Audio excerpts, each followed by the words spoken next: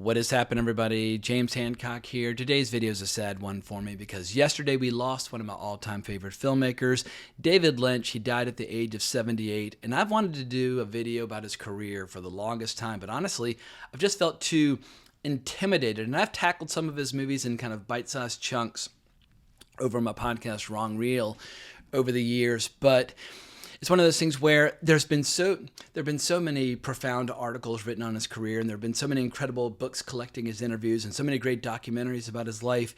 It's tough to contribute something new when so many profound and insightful comments have already been made about his career. And I've just been content to just enjoy his movies as a fan, but I've never quite known, like, what can I contribute to the discussion about David Lynch's career. But sometimes, if you don't have something particularly insightful to say or original to say, maybe the best thing to do is just be honest and speak from the heart. And even if I can't create commentary that is worthy of a career like David Lynch, he's meant a lot to me over the years, and he's one of the only great filmmakers that I really admire, where I would regard him as one of one of my Mount Rushmore filmmakers, one of my top 10 filmmakers, but he's one of the only great filmmakers that I really admire that has died while I'm interested in the subject of film. The sad reality is that most of my great filmmaking heroes and icons, the people that I look up to like the gods of Mount Olympus, they were dead or retired by the time that I got really interested in movies. And so while I might have been alive at the same time as Sam Peckinpah, I didn't know who he was until he'd been gone a few years. Or Orson Welles, he died in the 80s, and I got interested in his movies in the mid-late 90s. But the only filmmakers that I put up on the Mount Rushmore of all-time great filmmakers, or your top 10, whatever category you want to invent for the filmmakers that you really look up to, David Lynch and Stanley Kubrick are probably the only two filmmakers that I would include in the company of my all-time favorite filmmakers where they have died while I've been actively interested in their careers. Stanley Kubrick died in the spring of 1999 when I was eagerly looking forward to the release of Eyes Wide Shut. I was in college, and I was just a movie psycho. From the moment I got up, from the moment I went to the moment I went to sleep, I was either reading about film, watching old movies, going to classes on movies, etc., and so forth. But I just had film coming out of every pore of my body. And so it was devastating when Stanley Kubrick died, especially because I was worried, and I still worry, that the final version of Eyes Wide Shut was not the version of the film that he would have released. But with David Lynch, I mean, I've known he's been old and feeble and sick for a long time, but I thought we had him for another 10 years. I thought we would be able to enjoy more short films or more commercials or more music videos or more photography or just more weird furniture, whatever he wanted to do with his time left on this planet. I thought we had him for a good another 10 years or so, but sadly he is gone. So what I'm going to do today, rather than trying to talk about what he means to film culture and what a giant hole he's going to leave in film culture overall by his passing, I'm just going to go through his entire career and talk about the movies that meant the most to me. And once again, I have nothing really prepared. I wrote down about 10 or 11 lines, and I realized if I start trying to get too prepared, well, then it's going to turn into an unofficial documentary about his career. And what I really want is just to, like I said, speak from the heart about what his films meant to me, as opposed to trying to do a comprehensive video about every little detail about his career, because that's an impossible task. He's been active since the 60s with short films, feature films, photography, like I said, commercials, music videos. It's just too big a topic to tackle in one video. But if I just talk about my memories related to his movies, well, then I can make this more or less a personal video about my love and affection for the great David Lynch. So I think rather than starting at the beginning of his career, I think it's better if I start with my first exposure to the work of David Lynch, and that would be The Elephant Man on HBO back in the early 80s. When cable first came around, or when we first got cable, it was such a novelty to have this one channel that would play movies all day. We basically had HBO playing day and night, and this little paper leaflet would come in the mail giving you the schedule for the month. And so we were obsessed with HBO, and so while I wasn't necessarily prepared for The Elephant Man as a young child, I saw it many times, and I was too young to see past the horror of the movie to see the beauty and just how angelic that movie can be at times. And obviously, I revisited the movie as an adult and was able to see it through different eyes. But yeah, my first exposure to David Lynch was The Elephant Man, and it was an earth-shattering first impression. I wouldn't know David Lynch by name probably until the early 90s, when shows like Twin Peaks and movies like Wild at Heart started to turn him into almost kind of like a like a rock star figure in the world of TV and film and that sort of thing. But you got to start somewhere, and The Elephant Man is as good a place as any. But then I saw Dune in the theater with my dad, and yeah, I was totally unfamiliar with Frank Herbert and sci-fi in general. Like basically Star Wars was the extent of my knowledge of science fiction at that time. And while I can't claim at age 8 that I understood everything that was going on in the wonderful world of Dune, it was my first exposure, and I've been interested ever since. I don't know how many times I watched that movie on cable and VHS. Then I discovered the book in college in the mid-90s. And so I owe it to David Lynch for introducing me to the wonderful world of Frank Herbert's Dune. And even though there have been a lot of interpretations of the text since then in film and television, there's something about his approach where it's pulpy and stylized, but at the same time sincere, where you have that world-class cast, including people like Patrick Stewart and Dean Stockwell, and a lot of David Lynch's most frequent collaborators would show up in his movies over and over and over again. And a lot of his most frequent collaborators would work on multiple movies. And I guess let's just forget about Dune for a second and talk about his career overall when it comes to his collaborators. As much as I love and admire David Lynch's films, I should also just acknowledge he's not a one-man band. He's a singular artist. But if you want to be a great filmmaker, you need great directors of photography. You need great composers. You need a great stock company of actors. And so I should give a shout out to composers like Angelo Badalamenti and DPs like Freddie Francis. They're just goddamn, they're too many to mention. And of course, you got incredible writers like Mark Frost and Barry Gifford, where David Lynch's career would be quite different in the absence of their contributions. And obviously, when it comes to cast, you got to mention people like Harry Dean Stanton and Jack Nance and Miguel Ferrer, and just actors that he would work with over and over and over again. And yeah, I imagine that from basically the late 60s up through the day he died, it just felt like this kind of unofficial extended family of marvelous artists and performers that were lending their skills and their talents to David Lynch's overall vision. Now, I would love to be able to tell you that at age 14, I got completely sucked into Twin Peaks and that I was one of like the original OG fans, but that is just not the case. When I was 15, I got shipped off to boarding school, and I basically didn't watch any TV throughout the 1990s. I was like a total blank slate. When I got to college, while I could watch TV again, and I would occasionally watch things like South Park, I just became such a giant movie freak, and I was such a movie snob, I just avoided TV altogether. So it took me years to come back around and discover Twin Peaks. So I kind of missed that whole early 90s phase. But the real turning point that turned me into a David Lynch fanatic was that I kept reading all my film history books about this movie called Blue Velvet. And so I went over to the library, Clemens Library at the University of Virginia, checked it out on Laserdisc, and I did have a Laserdisc player, brought it back to my room. This was at my second year at UVA, and I lived in this room called the Launchpad in my fraternity. It was this top floor. And we would host a lot of movie screenings in various states of altered consciousness for where my friends and I would just have an absolute blast watching great movies. We popped that sucker in, and I think I'd taken like a fistful of mini-thins. And children, if you're listening to this video, don't take mini-thins. They will kill you. Back then, at least, they had something called ephedrine in them, which would kind of amp up your heart rate. Like truck drivers would take many-thins to stay awake, but it was a way of kind of intensifying whatever other buzz I might have had. So I was in a rare state and primed and ready for Blue Velvet.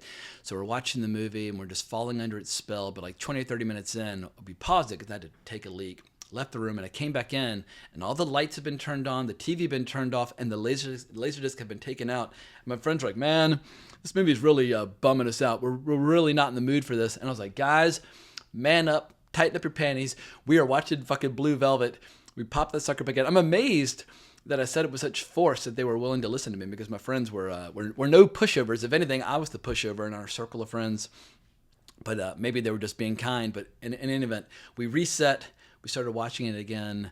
Then Dennis Hopper came in, and let's just say from that point on, everybody was on board. They were like, "Oh my God, what is this crazy fucking movie that we're watching?" And after that, I saw Blue Velvet 150 million times. I just became just one of the world's biggest fans of that movie. What kind of beer do you like? Heineken. Heineken? Fuck that shit! Pabst Blue Ribbon! And it was at that point where I realized, all right, I need to see every frame of film that this guy's ever shot. Every TV show, every music video, every commercial, every feature film, every weird painting, whatever the case might be. I knew I needed to learn everything about this filmmaker. So now let me slow down and go back to the beginning. And once again, this is not going to be a comprehensive journey throughout his career, but I do want to talk about some of the key touchstones of his career, and let's start with his shorts. A, B, C, D, E, F, G, H, I, J, K, L, M, N, O, P. And David Lynch made a lot of incredible shorts in the late 60s and early 70s before he ever made his first feature film. But the one that always jumps out at me is The Alphabet from 1969. It's so strange and disturbing and just really gets under my skin for whatever reason. And I like how with a lot of David Lynch movies, whatever emotions you might be feeling while watching them, they can be difficult to articulate. And I feel like you shouldn't be, I guess, it shouldn't be so quick and easy to say, oh, I like this movie for A, B, and C reasons, and this is what it means to me, and let's move on with our lives. I like movies that are complex and tough to decipher, and movies that you keep coming back to them. And David Lynch is notorious for being a little bit tough to pin down when it comes to what his movies are about. Like, I think there was an interview once about Wild at Heart, and somebody asked, like, what is Wild at Heart about? What is Wild at Heart about? And he said, oh, it's about 2 hours and 15 minutes. I think that's the best possible reason. The filmmakers already done the hard work and made the movie. Now it's up to the audience and the critics and the historians and the cinephiles. They get to have whatever discussions they like. It's a conversation. But I feel like people always want to be spoon-fed ready answers and ready explanations. And I imagine that with a lot of these movies, David Lynch doesn't even have like easy answers. Or if he has them, maybe he might change his mind. Like, it's not up to the filmmaker to answer all of our questions. It's just up to us to have these incredible experiences. But if I wanted to try to pin down or zero in on what David Lynch's films mean to me, is a great line from Twin Peaks from the character of Donna Hayward, played by Laura Flynn Boyle, where she says, "Mom, it's so strange. I know I should be sad, and I am. Part of me is. But it's like I'm having the most beautiful dream and the most terrible nightmare all at once." And that is how I feel watching David Lynch's movies. It's the most beautiful dream and the most terrible nightmare all at once. And I can't think of a better line to sum up his entire aesthetic than that line, because if I tried to really articulate what David Lynch's style means to me, I would very quickly get lost talking about how it's like the ultimate form of film noir, bringing in dreamlike imagery, but at the same time intense eroticism and a sense of danger. Like, when I think of David Lynch, I think of movies like Lost Highway and Mulholland Drive, where it's like he takes things from film noir from the late 40s, but adds in a little surrealism, but also some intense erotica and just this sense of danger lurking around every corner. Like, every corner in the city of Los Angeles has an alleyway behind Winkies with some crazy, scary homeless person ready to jump out and give you a heart attack. Like, that is what I think of when I think of David Lynch. But I feel like it's a little verbally inarticulate and a little unspecific. So once again, I just go back to that line by Laura Flynn Boyle, and it captures the entire David Lynch aesthetic. But David Lynch's career really, truly got underway with Eraserhead in 1977. And there were midnight movies before Eraserhead, but for a lot of people, the entire idea of what is a midnight movie really took shape after the release of Eraserhead, where before the days of VHS and cable and that sort of thing, you would go to a weird, obscure movie theater that might be kind of down on its luck, but you knew at midnight they were going to play something fucking crazy for all the real film maniacs and that sort of thing. And Eraserhead was one of those movies that was just destined to play at midnight for many, many years to come. And obviously there are movies like El Topo by Alejandro Jodorowsky that really helped kind of solidify what a midnight movie means. But I think for a lot of people, if you were to ask them what is the greatest midnight movie of all time, the easy answer is going to be Eraserhead. It's a strange, disturbing, beautiful, intoxicating movie to watch. First time I saw it in its entirety, the scenes when the baby, also known as Spike, starts to get unwell, I just find them to be deeply upsetting. And even though there's a little bit of humor with Jack Nansen, oh, you really are sick, there's something about seeing that kind of inhuman mutant child, slowly but surely dying. It really just it's like somebody taking their hand and reaching inside your chest and twisting your spine around. It just really disturbs me. And nobody knows how to do that quite like David Lynch. But the imagery is always so beautiful, and the music is always so stimulating that it's easy to, I guess it's easier to swallow how disturbing his movies are, because he's giving you so many other aesthetic pleasures along the way. But yeah, Eraserhead, I won't claim to be part of the disciples that really pray at the altar of Eraserhead, because like I said, when I think my favorite style of David Lynch is a story set in Los Angeles, where everybody's very stylish, very attractive, and screwing and killing and having all sorts of strange, surreal adventures and that sort of thing. Like that for me is the David Lynch that I love most. But Eraserhead is a goddamn good movie, and it is endlessly rewatchable. And I'm just starting to realize what a mistake it was tackling his career out of order, because I'm like, oh shit, like what have I talked about and what have I not talked about? So I'm just going through IMDb with his directing credits, but obviously Eraserhead, followed by The Elephant Man, followed by Dune, followed by Blue Velvet. Yeah, let's pause and talk about Blue Velvet. I already talked about my first experience watching it, but what can we say about Blue Velvet that's not already been said many times over in superior fashion? I guess what I like most is this idea, like especially for someone who grew up in the suburbs. I mean, this movie was shot in North Carolina. I grew up from like age 9 onward in Greensboro, North Carolina, and I think they shot the movie around Wilmington, but so it's slightly different. But I love the idea of the world's simplest suburban neighborhood that lurking just below the surface is the strangest, darkest, most disturbing nightmare you could possibly imagine, but one that's also very inviting. And I think that's what's so what was so endlessly like irresistible to me about David Lynch's movies is that even when you're being repelled by and like repulsed by all these repugnant figures, you want to go into that world and have some of those experiences. And watching the character played by Kyle MacLachlan discover that world where he's curious and horrified and eventually surrenders to some of those impulses, I feel like, I don't know, it might have without divulging too many details about my personal life, I think it had a profound impact on my imagination and some of my interests and off the beaten path experiences. And I just feel like, yeah, Blue Velvet is one of those movies where it makes film feel alive and dangerous with possibilities in ways that so many other movies seem so mundane and so boring by comparison. And it's one of those David Lynch movies that has certain sequences where I might have seen the movie many times, but it has certain scenes that I've seen countless times. Like watching Dean Stockwell turn on the lamp and singing Roy Orbison. I discovered Roy Orbison through this movie and immediately started listening to a lot of Roy Orbison music. But I would get goosebumps the size of grapefruits on my arm every time I heard In Dreams, thinking about Dean Stockwell and that dancing and just that mood, that style, that atmosphere. It's unique. No other filmmakers ever created a scene quite like that. Or watching Isabella Rossellini actually performing Blue Velvet in the club. It's just like, you feel like Dennis Hopper sitting there at the table, just completely falling under the spell. And David Lynch and Isabella Rossellini were involved for many years. She has described David Lynch as the great love of her life. And when you when you see the pictures of them posing together for photographers like Helma Newton or Annie Leibovitz, it's like some of the most popular photographers of that era were like, we have to capture this great tempestuous artistic love affair between these two singular artists who are collaborating on all these wild and insane movies. But holy crap, yeah, Isabella Rossellini. Like, you can't make a movie like Blue Velvet unless you have an actress like Isabella Rossellini who's willing to go there with those scenes where you can call it S&M, or you could call it rape, or you could call it torture, or you could call it a number of things. But when you see her smiling as she is being sexually abused by her tormentor who has kidnapped her child, it takes you into strange, dangerous territory that most filmmakers just run in terror when they even start to conceive of these things. But David Lynch, that's one of his greatest strengths, is that he's absolutely fearless and uncompromised. And we live in an era where so many filmmakers are completely, totally compromised. And yeah, if there's one word to describe the career of David Lynch, it is fearless. But moving right along chronologically, Twin Peaks first appeared on ABC back on April 8th of 1990.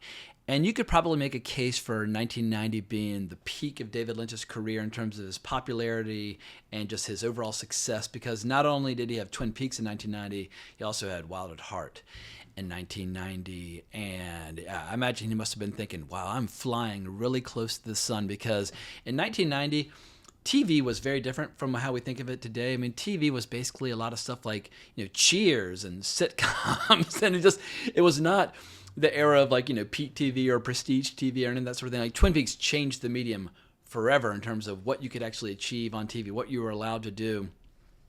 And I won't claim to be the world's biggest fanatic for Twin Peaks, although I've seen all the episodes directed by David Lynch in seasons 1 and 2 many times over. And obviously, Twin Peaks: The Return, or aka Twin Peaks Season 3, is one of the main reasons this channel exists. Like, when I started my YouTube channel, I was kind of just chipping away at doing the occasional videos and not really knowing what I was doing. But the first time I really started getting consistent traffic, I might have been Westworld the year before in 2016, but in 2017, when I started doing my Twin Peaks videos, it was a very exciting time, just every week to have basically like another David Lynch movie to look forward to, and I just hurled myself into it. The first time I got recognized for this channel was when I went to buy oatmeal in the Village here in New York, and this girl was like, "Oh my God, you're the guy who does those Twin Peaks videos." I was like, "Yeah, yes I am." So that was really, really cool. But what is it about Twin Peaks that makes it work? I mean, so many ingredients, but obviously coffee and pie are a big part of it. There's something about that innocent sweetness of that Angelo Badalamenti score with all the shots of the waterfalls and the town and that sort of thing, which immediately make you think of like small town America. But then that ominous sense that there's something dangerous and terrifying lurking in the woods or lurking in people's dreams or lurking out at the roadhouse, where you just know, like when the sun goes down, dangerous things are going to happen, sexual things are going to happen, provocative and forbidden and scandalous and just like every kind of taboo imaginable. And once again, it's like Blue Velvet, just the idea that like this hidden world is just below the surface of the most ideal small town you could possibly imagine. The world was not prepared for a TV show quite like Twin Peaks, and it just it changed the culture forever. And I feel like every writer or producer working in television since then who has done something other than like a show about like a police station or firefighters or a hospital, they all owe a debt of gratitude to David Lynch and Mark Frost, his co-creator. And I like how David Lynch was willing to like really surrender a huge part of his creative vision to a writer like Mark Frost, where I feel like the two of them brought out the best in each other, the same way David Lynch and Barry Gifford brought out the best in each other in movies like Lost Highway. But in order to get to Lost Highway, first you got to get through Wild at Heart, which Barry Gifford also wrote with David Lynch. And it's wild seeing how Wild at Heart, it was big back then and obviously did very well at the Cannes Film Festival, and every blockbuster in the country had those incredible posters, and Laura Dern and Nicolas Cage. The mutual affection seems to have been for real and genuine. Like when you see pictures behind the scenes where she's just grabbing his honker, like, oh god damn, like all right. Like I don't know if two actors have ever had a bigger case of the hots for each other in a movie than Nicolas Cage or Laura Dern, or maybe they're just really good actors and really good at convincing people. But I didn't see it when it first came out. I wasn't at that place in my life yet where I was watching David Lynch movies. I was watching movies like Universal Soldier in 1990, or did that come out in 1991? In any case, my taste in movies was much more kind of like meat and potatoes, but I did see it in college with my friends, and we were just howling and shrieking and just having a fucking blast. It is pure rock and roll, it is pure sex, it is pure violence, it's pure Wizard of Oz, it's pure Elvis. It's just extraordinary. And I guess sometimes it feels like maybe it gets overshadowed a little bit by movies like Mulholland Drive, and maybe that's fair. Maybe it's not quite on the level, but it's still one of the essential films. And like I said, 1990, that was the peak for David Lynch in terms of festival prestige, success on TV. Once again, I imagine he pinched himself every day. It's like, how did I ever get to be so lucky to have so many incredible projects in development and production at the same time? It was an incredible time for his career. It couldn't last. Like I said, he was flying very close to the sun, and maybe his first real signs of failure. I remember the first time I ever heard about people pushing back on some of his work. And it's so funny to say now because I feel like the movie time has been very kind to Twin Peaks Fire Walk with Me. But I remember at that time, even though I wasn't part of like the Twin Peaks disciples, people were pissed about Twin Peaks Fire Walk with Me. And I remember just hearing kids in high school just like ranting and raving about how much they hated the movie at that time. I didn't see Fire Walk with Me till probably like 97 or 98. And I actually kind of loved it at that time, but for very different reasons. And I think because I hadn't been watching Twin Peaks in real time as it came out, I wasn't as invested in the plot, like who killed Laura Palmer. Everybody kept wondering, like, what happened? Like, how are we going to solve this mystery? And because I wasn't as invested in the plot and like the whodunit aspect of it, I was just much more into these kind of strange, nightmarish, erotic experiences that this world was providing. And Twin Peaks Fire Walk with Me is insanely erotic. I mean, it's like, whoa, baby, what's going on here? Where you really get to see what kind of life this girl is leading after dark. And some of those scenes when they're all dancing and like guys are going under the table and going down on them, it's just like, it is insane. I think everybody who's a David Lynch fan would like to believe that one day maybe they'll get invited to one of those wild and crazy parties. But obviously, these parties don't exist. They're all just in the mind and the imagination of David Lynch and Mark Frost. But I feel like secretly every diehard David Lynch fan would, or maybe I'm just volunteering too much information. I should just speak for myself. I would have liked to have gone to one of those parties, even if I was just a fly on the wall watching all the insanity. But Twin Peaks Fire Walk with Me, at times it's a little tough to understand, but it's got some marvelous performances, some incredible scenes, some terrifying scenes, and yeah, I love Twin Peaks Fire Walk with Me. But as the 90s continued to progress, he worked on some TV shows like On the Air and Hotel Room, and I would discover those much later on. But the first movie that I saw in the theater as a David Lynch fan, when I was aware of who he was, already liking movies like Blue Velvet, would be Lost Highway in 1997. I'll never forget going to see it with my older brother, who was just irate. He was just pissed afterwards. I was like, God damn it. He's like, it could have been so cool if he just let the movie make sense. But Lost Highway is one of those movies where even if I can't logically explain every single twist and turn of the plot, it's one of those movies that I can watch anytime at the drop of a hat and have an absolute blast. But I'll never forget going into one of my film classes. I think it was History of Film Part 2. Which covered the period of the early days of sound up through the early days of widescreen cinematography. And back when I was in college, occasionally I would go to class under the influence of marijuana, and I would just get real quiet, and I would just kind of sit back in the corner and just hope nobody would notice how paranoid and antisocial I was being. But I always had an easy escape. I would just flip through the pages of my Gerald Mast film history book, and no one would notice that I wasn't prepared to have a thought-provoking conversation about whatever film was being discussed that day. But as I came in, there was already an angry debate unfolding amongst my classmates. The teacher hadn't arrived yet. And I sat down, I started flipping through the book, and I was hearing people make some fiery points.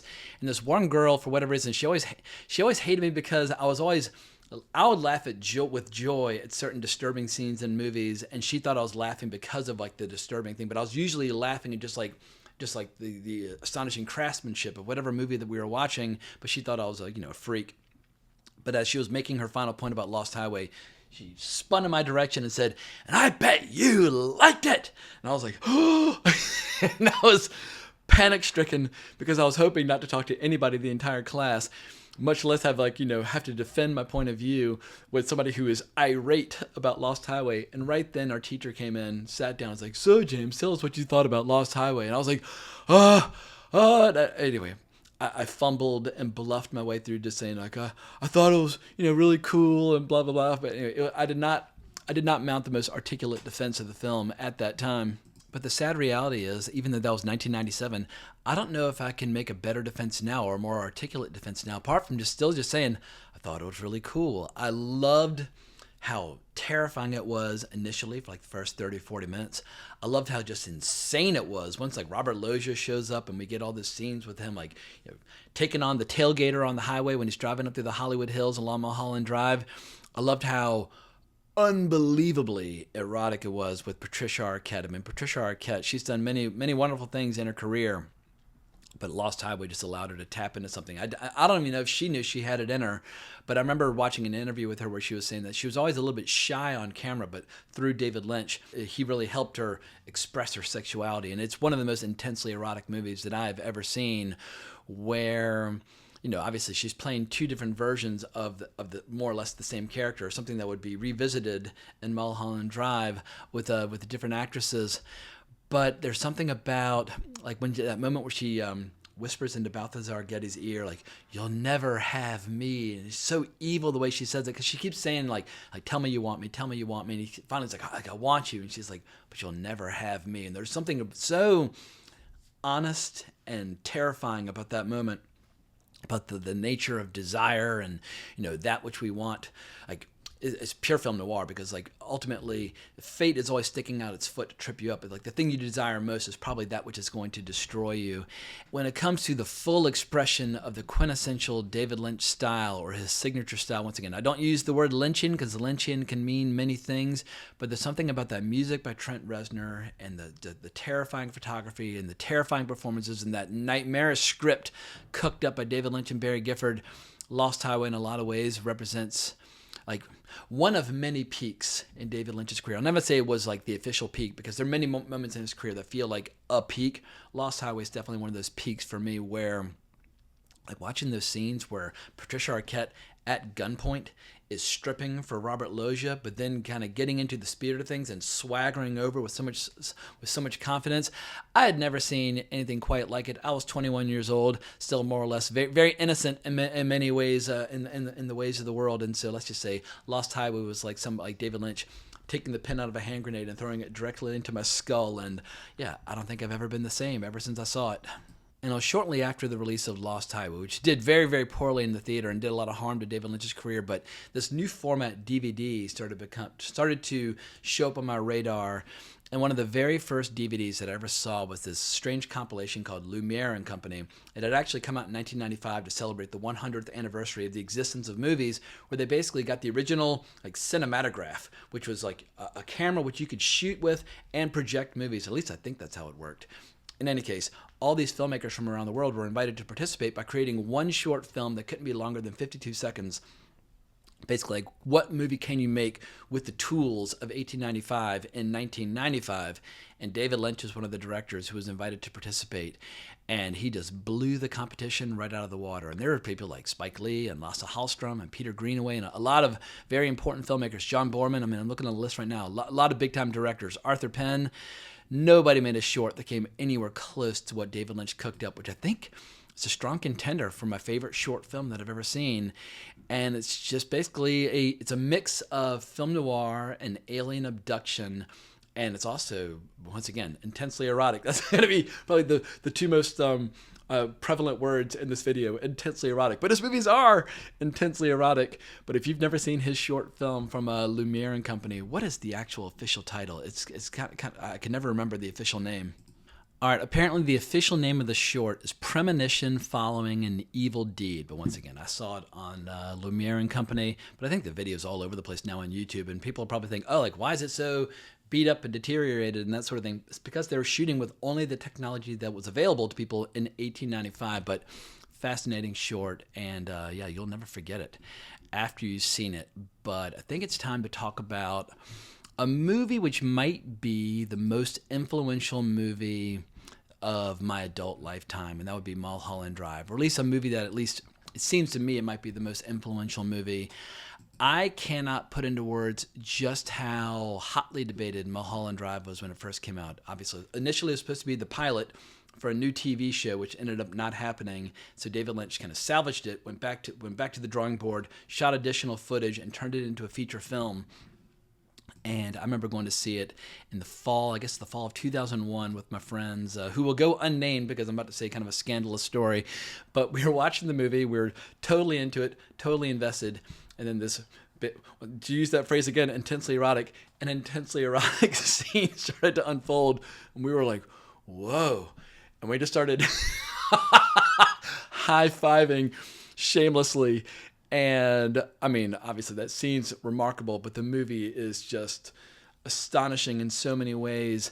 How can I even talk about Mulholland Drive? Because I remember at the time there were a lot of people who were convinced that like David Lynch was almost like punking us or like playing a gag on us by deliberately trying to tell a story that doesn't make any sense. And I remember I finally found an article somewhere where they took the movie where they said, if you just pay attention to the character names as opposed to the actors playing them, and then you rearrange the scenes in sequential order, it more or less does make sense about what is the story of what happens to actors when they come to Hollywood and subject themselves to the machinery, to the casting process and the rise to fame, and then the subsequent drug abuse and suicide, whatever the case, like all the dark things that can happen to you, but that it actually does have more or less a like a through line, but it's just told out of order. And also you've got certain actors playing multiple roles, which makes it very confusing, but it actually all, quote unquote, makes sense. But even if it doesn't officially make sense, you'll never forget Mulholland Drive. It's a one-of-a-kind movie. And it's tough to say for sure with any confidence, but there's a scene in Mulholland Drive that I might have seen more than any other scene in movie history, and that is this incredible audition sequence where Naomi Watts' character, she's being brought over to the soundstage after nailing yet another audition, And as she walks in, the character played by Justin Theroux, Adam, he's auditioning actresses for a movie. And they're basically doing these lip syncing sequences. And he's basically having his feet held to the fire, saying that your movie's going to be completely taken away from you and destroyed unless you cast a certain actress that we want you to cast. But as he's auditioning these actresses and this incredible singing's going on, he keeps turning around and locking eyes with Naomi Watts. And she's looking away from him and talking to these people and then occasionally looking back. It is the definition of movie magic. Everything I love about movies is all captured in that one sequence. I'm getting chills like an idiot 23 years later just talking about it. It is spellbinding. I love everything about it. And maybe I don't even necessarily need to put it into words, but if there is a peak to movies as an art form, maybe it would be that sequence. And for me, maybe just because I was, 25 years old, at that time it seemed like it was the peak of movie discourse or discussion. I wasn't online yet in terms of having angry discussions about movies with people and that sort of thing. But I was still reading film magazines like Sight and Sound and Film Comment and that sort of thing. And it fried people's brains. Every single person that was interested in movies had to have an opinion or had to have a take or then had to revise their take or revise their opinion. It was just so exciting to have a film artist out there that could just ignite such excited conversations where anybody on planet Earth that was remotely interested in movies had to have an opinion about Mulholland Drive, or maybe it just seemed like that because within my own little universe, everybody was very preoccupied with movies. But it just, I don't want to get too sentimental, but it seemed like for a brief shining moment, movies were at the center of the cultural conversation, whereas now they're more or less a few notches down from the center of the cultural conversation. Every once in a while they reclaim those heights, but Mulholland Drive, it rearranged film culture, and we're now seeing so many filmmakers whose lives and careers were changed by seeing it. I mean, we just saw The Substance. Was it Corley Farjit who directed that? But there's certain scenes in that movie, it's the framing and the way you've shot that scene, that is a direct lift from a movie like Blue Velvet or Lost Highway. Just seeing the intense high contrast shadows and the beautiful red lipstick and somebody on the phone. That is a David Lynch shot. But also I'm just realizing I was so excited to get into Mulholland Drive. I skipped a David Lynch movie. I didn't mean to, but it just shows how, as much as I love the straight story, it does not mean as much to me as movies like Lost Highway and Mulholland Drive. It's so powerful and so heartwarming and so sincere and so innocent. But what I want from David Lynch, like I said, is the ultra noir that only he knows how to create. But if you were to try to list the all-time most moving scenes in David Lynch's career, not the most stimulating or the most provocative, but the most moving, seeing Harry Dean Stanton pop up at the end. And Harry Dean Stanton, he worked with David Lynch so many times in both short films as well as in feature films, and they just they brought out the best in each other. They were absolutely on the same wavelength creatively. But that scene when those two old brothers just sit down side by side, it's just if it doesn't bring tears to your eyes, something is very wrong with you. And I remember at that time thinking this might be the only good movie that Disney's ever made in terms of live action movies. Disney in 1999 was basically doing animation for kids and a few other things on the side. But yeah, the straight story just kind of came out of nowhere, and it helped reinvent David Lynch's career and put him back on firm footing after the disaster of Lost Highway. Now, I hate to do this, but I'm going to have to end my discussion of David Lynch's feature films with one little bit of criticism. I'm not that into Inland Empire, or let's just say that its appeal remains elusive to me. I struggle with Inland Empire. I feel like it's one of those movies where it's so personal and esoteric and strange and otherworldly. I guess I feel while watching Inland Empire what a lot of other people feel when they're watching movies like Lost Highway or Mulholland Drive. They feel that the frustration, how come it doesn't make sense?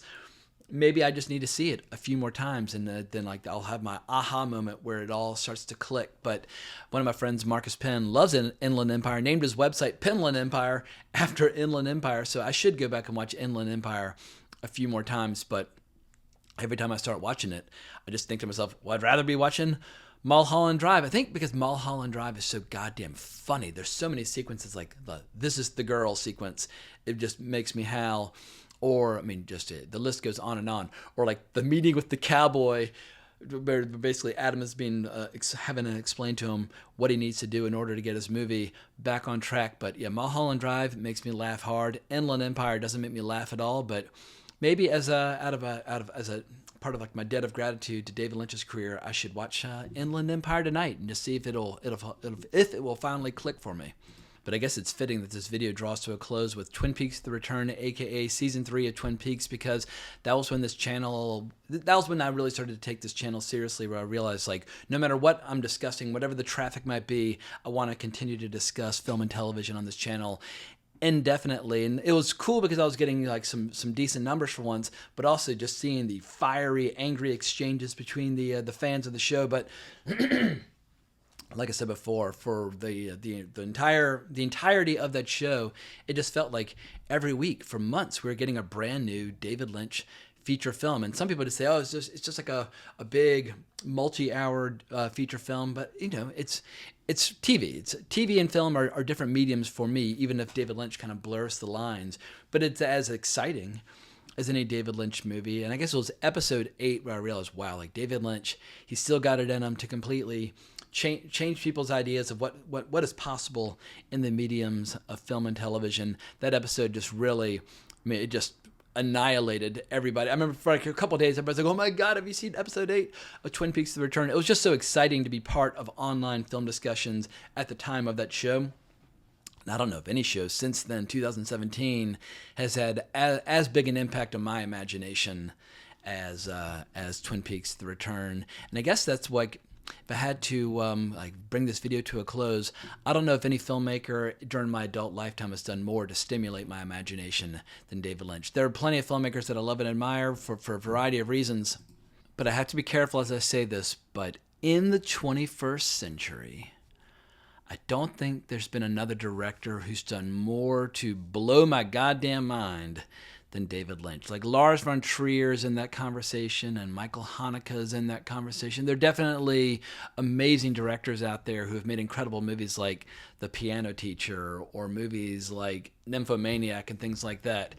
But David Lynch, I guess because his movies, because there's so much joy and there's so much exhilaration and so much astonishing music and humor and sexuality in his movies, you can revisit them like all the time and not get burned out. Where some of these other directors like Haneke or Lars von Trier, like, I don't want to go to the dark side so intensely, but every so often, like, you know, once every couple of years, and I'm good. But David Lynch's movies, you just feel like you're like going to like the world's greatest party with like your favorite friends and family members every time you watch one of his movies. So I guess I'm about due to wrap this video up. I hope y'all have not minded my kind of rambling, sprawling approach to this video, but like I said, I knew I wasn't up to the task intellectually of doing like a big comprehensive video analysis of his career, but I knew if I just talked about my genuine, sincere, heartfelt emotions and my responses to his movies, that I could more or less get through it. So that is my tribute to the great David Lynch, and who knows, maybe I'll do other movies about his career later on where I do more of a deep dive on his movies. I feel like this was more of a superficial examination of his movies, but I just wanted to wing it and not over prepare, because I knew if I started preparing, it would take me a month, and then I would you know, the video might not have even gotten made. So this is what I just had to kind of shoot from the hip and get this sucker done while the emotions were very fresh, while I was still processing his death. So he will be sorely missed. Film culture is greatly diminished in his absence. I feel like the rate at which great filmmakers and great actors are dying is definitely in excess of the rate at which great directors and actors are emerging, but maybe that's just me being old and bitter. I think this is a natural part of the aging process where you just start to, you know, just accept the fact that the people that you look up to who are a few decades ahead of you are just going to start dropping like flies. And sadly, David Lynch, gone too soon at age 78, but you will be missed. And yeah, I'm running out of words. I'm going to start fucking crying if I'm not careful. So thank you for watching the video. Please like, subscribe, hit that notification bell if you want to see me break down in tears talking about David Lynch at some point at a later date. But I can't thank you enough for watching. But more importantly, as always, onwards and upwards.